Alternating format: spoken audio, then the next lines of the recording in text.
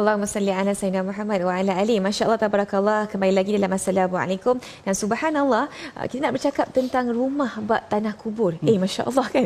Bercakap pasal rumah bak tanah kubur ni pastinya macam orang kata seram, takut kan. Tapi sebenarnya, tahukah anda kita mampu menjadikan kubur kita nanti, Masya Allah, sebagai mahligai. Dan saya rasa inilah topik yang mungkin Ustaz kita pada hari ini, Ustaz Azli Abdullah, pengerusi Musalla Ar-Rawdah, nak bincangkan pada hari ini. Assalamualaikum Ustaz. Assalamualaikum warahmatullahi. Masya Allah kita nak cerita pasal daripada jadikan tanah kubur kita satu benda yang seram kepada benda yang indah dan sangat kita look forward tu, insya-Allah. Silakan Ustaz. Bismillahirrahmanirrahim. Alhamdulillah wassalatu wassalamu ala asyrafil anbiya wa ala alihi wa sahbihi ajma'in. Alhamdulillah, syukur pada Allah Subhanahu wa taala diberi kesempatan pada pagi ini. Tanah kubur tu bukan cerita Tok Adi ya. Masya-Allah. Sebenarnya Nabi sallallahu alaihi wasallam pernah menyebut dalam satu hadis, la taj'alu buyutakum qubura. Dalam satu riwayat menyebut la taj'alu buyutakum maqabir. Jangan kamu sekali-kali jadikan rumah kamu tanah kubur. Fa inna syaitan yanfiru minal baiti alladhi tuqra'u fihi suratul Baqarah. Sesungguhnya syaitan akan bertempiaran lari dari rumah yang dibaca surah Al-Baqarah. Kenapa Nabi sebut tanah kubur? Kerana tanah kubur ni dia biasa sebut kubur ni sepi, sunyi. Tak ada orang nak mai. Tak ada orang nak pergilah kecuali musim-musim hari raya tu ramailah ziarah kubur. Malam lagi lah kan. Jadi maknanya sepi, sunyi, setengah orang kata berantu kan. Jadi sebenarnya kenapa Nabi memberi kiasan kepada tanah kubur? Kerana kesepian rumah yang tidak dibacakan Al-Quran. Maka sebab itulah Nabi sebut di hujung tu, fa inna syaitan tu akan lari, bertempiaran lari daripada rumah yang dibaca surah Al-Baqarah. Bermakna kalaulah kita ni tidak membaca Al-Quran, tidak membaca Al-Quran dalam solat-solat sunat atau solat fardu di rumah, maka rumah kita tu sepi, sunyi, kosong, menakutkan, scary dia kata. Sebab apa?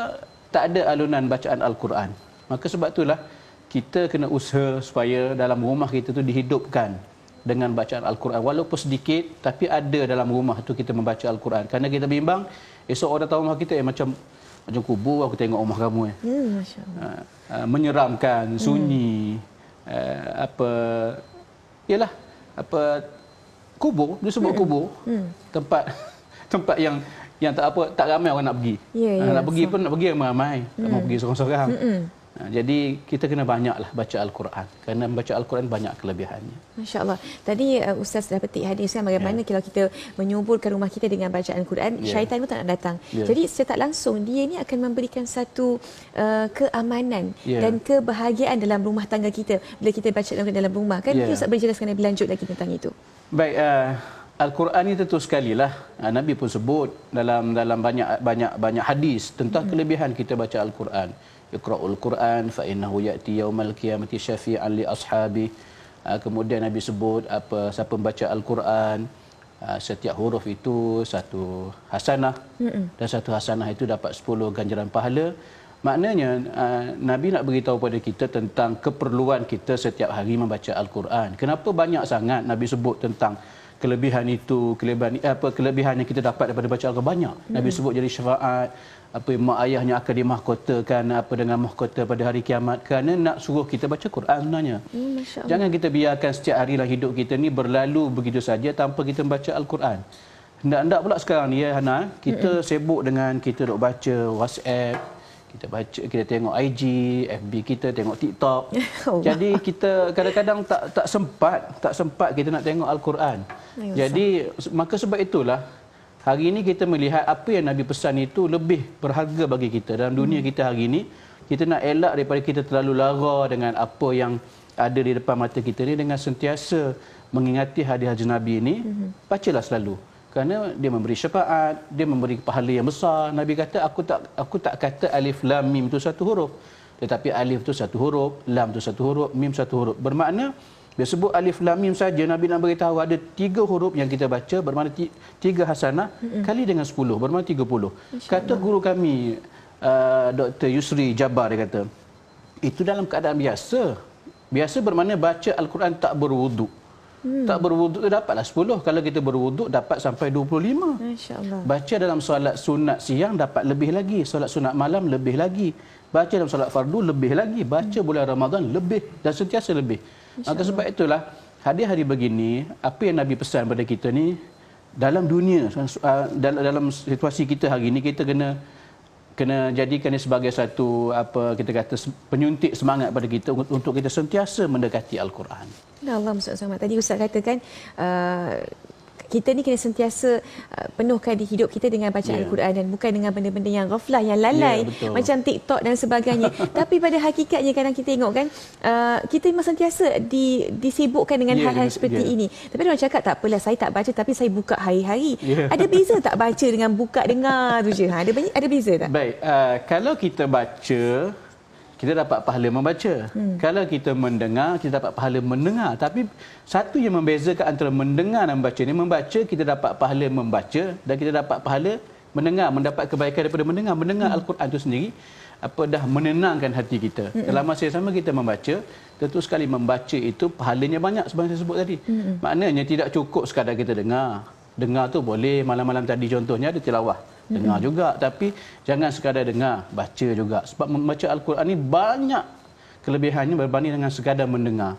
Itulah. Jadi janganlah duk pasang saja Al-Quran. Boleh pasang, bukan tak boleh. Tapi galakkan lebih membaca dalam rumah kita. Masya-Allah, tabarakallah. Okey, Ustaz, cakap pasal tadi Ustaz kata lebih banyak pahala kan.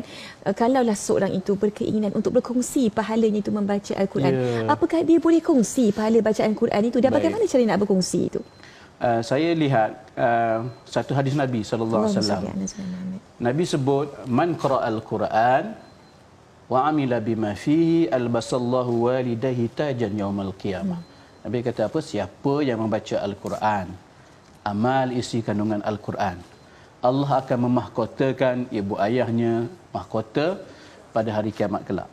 Panjang hadis itu Nabi kata, yang mana cahaya daripada mahkota yang dipakaikan kepada ibu dan ayah itu lebih bercahaya, lebih bersinar, lebih menarik daripada cahaya matahari di dunia. Subhanallah. Dan hujung Nabi kata, agak-agak kamu, apa rasanya, apa kelebihannya yang Allah beri kepada pembaca itu sendiri. Di sini kita nampak, tak cerita orang lain lah, mak ayah kita sendiri. Kita nak balas jasa mak ayah kita ni tentu tak terbalas.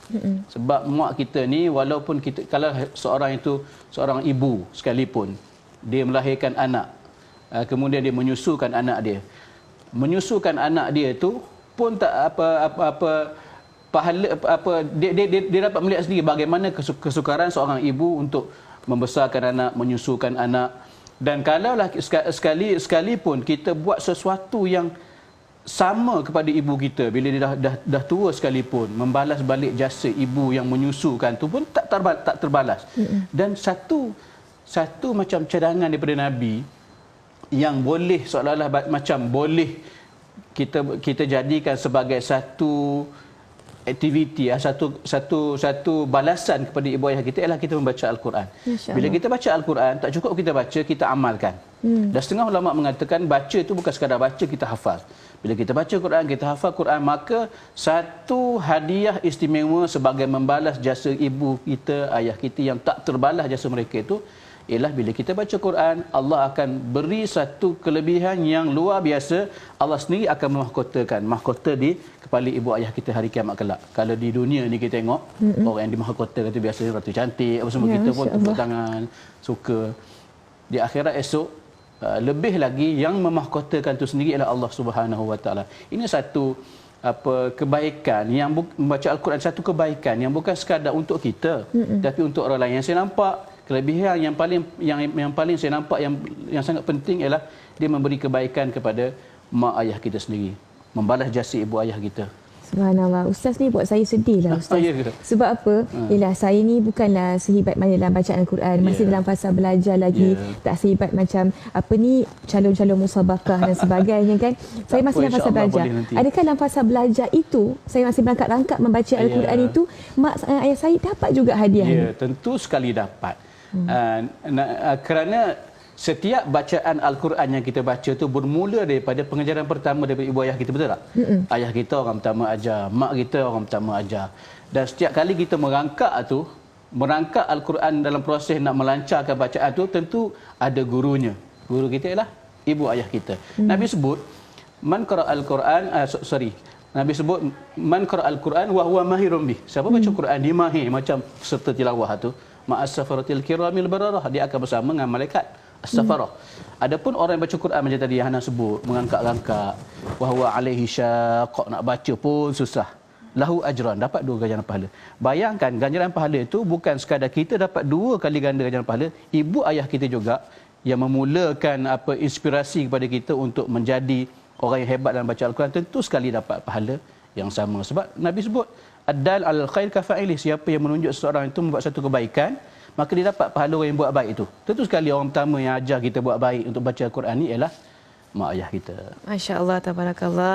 Sejuk hati saya dengar jawapan daripada Ustaz tadi. Baiklah, nak berhenti rehat seketika, kembali lagi bersama dengan Ustaz Azli Abdullah selepas ini dalam Assalamualaikum. Jangan ke mana-mana.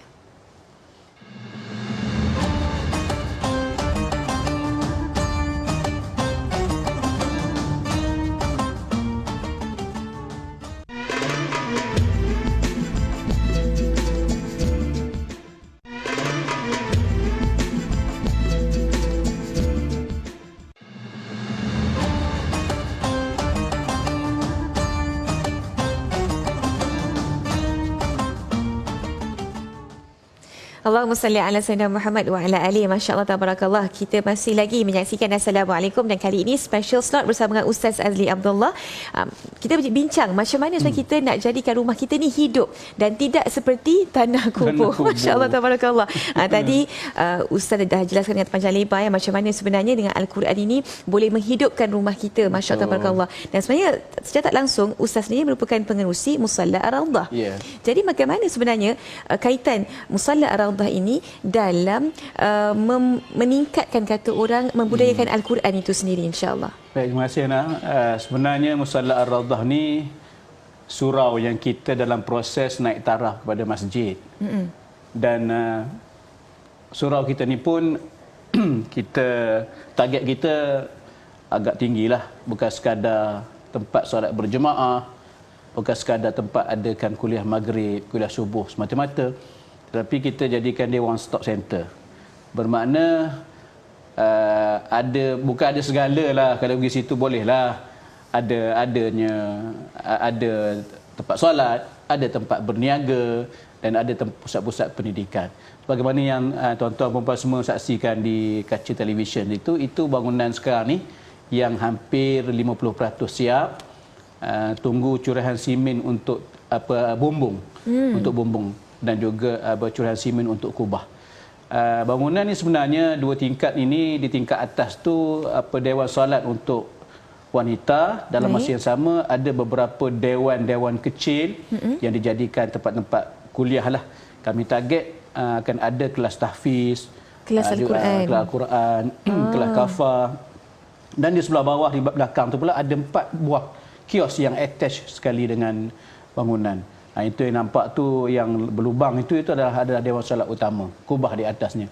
Jadi memang sebagaimana saya sebut tadi, ini satu pusat di mana Al-Quran dibacalah. Tentu sekali solat itu membaca Al-Quran. Dalam masa yang sama, tak cukup dengan itu, kita menghidupkan suasana Musalla Ar-Rawdah ni dengan aktiviti-aktiviti.